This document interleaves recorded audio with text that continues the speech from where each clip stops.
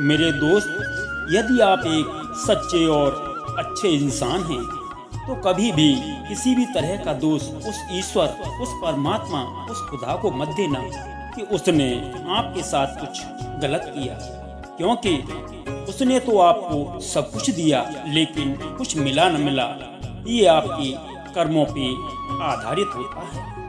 दोस्त, अगर जिंदगी में शांति चाहते हो तो अपनी ख्वाहिशों को सीमित रखना, अपनी कमाई के अनुसार, और कभी भी अपनी लिमिट से बाहर मत जाना, क्योंकि इंसान की ख्वाहिशें कभी पूरी नहीं हुई, चाहे वह कितना भी बड़ा धनवान ही क्यों न हो।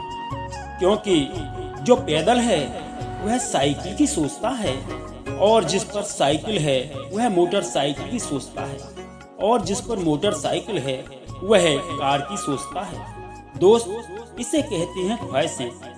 अगर इंसान मन पर काबू पा ले तो उसका बहुत थोड़े में ही गुजारा हो जाता है, और बहुत थोड़े में ही उसका पेट भर जाता है। और अगर हवा में उड़ने वाला हो तो उसको कितना भी मिल जाए, ईश्वर परमात्मा उसको कितना भी दे दे, पर उसका कभी पेट नहीं भर सकता।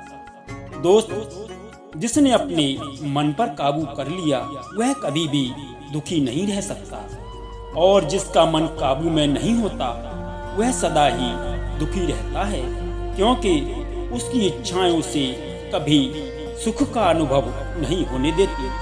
इसी के लेकर मैं आपको एक कहानी सुनाता हूँ। एक बहुत ही गरीब इंसान था।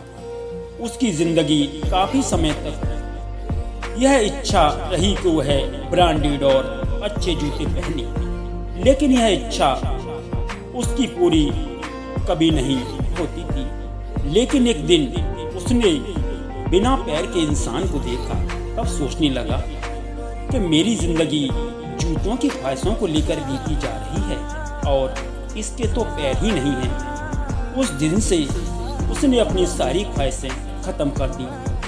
तो दोस्तों, जिंदगी को खुशहाल रखो और अपनी ख्वाहिशों को सीमित रखो, क्योंकि अपने आप की नहीं, उन लोगों को देखें जो आपसे बहुत नीचे हैं। इसलिए शुक्रिया अदा करें उस ईश्वर का, उस परमात्मा का, जिसने आपको एक बहुत ही अच्छा मानव जीवन दिया है।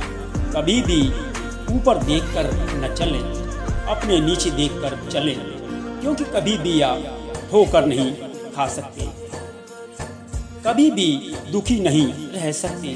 दोस्तों, आपको हमारी यह कहानी कैसी लगी एक बार हमें कमेंट करके ज़रूर बताएं।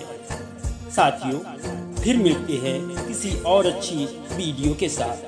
तब तक दोस्तों, अपना और अपने परिवार का ख्याल रखिएगा। इसी के साथ नमस्कार दोस्तों।